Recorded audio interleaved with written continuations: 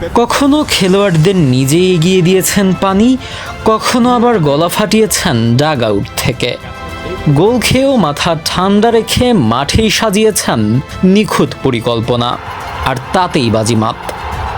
যে বাংলাদেশ আগে শেষ মুহূর্তে গোল খেয়ে হেরে বসত প্রতিনিয়ত, সেই বাংলাদেশকে দিয়েই রিয়াল মাদ্রিদের মতো শেষ মুহূর্তে গোল করালেন আমেরিকান মাস্টারমাইন্ড থমাস ডুলি। অথচ এই লোকটা কোচ হয়ে আসার পর কেউ ভালোভাবে নেয়নি, সবাই বুঁদ হয়ে গিয়েছিল কোলম্যানে।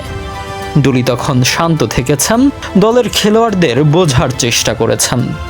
বিশেষ করে তার অধীনে দেশে বেড়ে ওঠা স্থানীয় খেলোয়াড়েরা করেছে উন্নতি।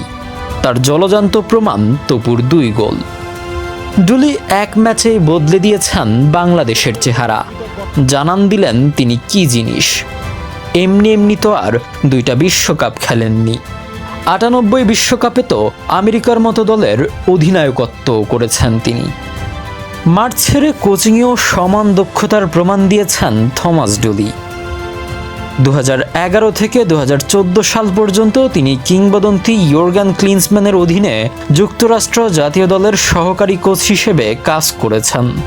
এরপর ফিলিপাইনে গিয়ে রীতিমতো ইতিহাস লিখেছিলেন। তার নেতৃত্বে ফিলিপাইন অপরাজিত থেকে এশিয়ান কাপের মূল পর্বে জায়গা করে নেয় এবং দলটি নিজেদের সর্বোচ্চ বিশ্ব র্যাঙ্কিং অর্জন করে। সবশেষ গায়ানার হেড কোচ হিসেবে তার অধীনে দলটি 4টি ম্যাচের সবকটিতেই জয় তুলে নেয়। আর এবার বাংলাদেশের কোচ হয়ে করলেন অনন্য রেকর্ড। তার অধীনেই প্রথমবারের মতো এশিয়া মহাদেশের বাইরে প্রথম কোনো দেশের সাথে জয়ের দেখা পেল বাংলাদেশ।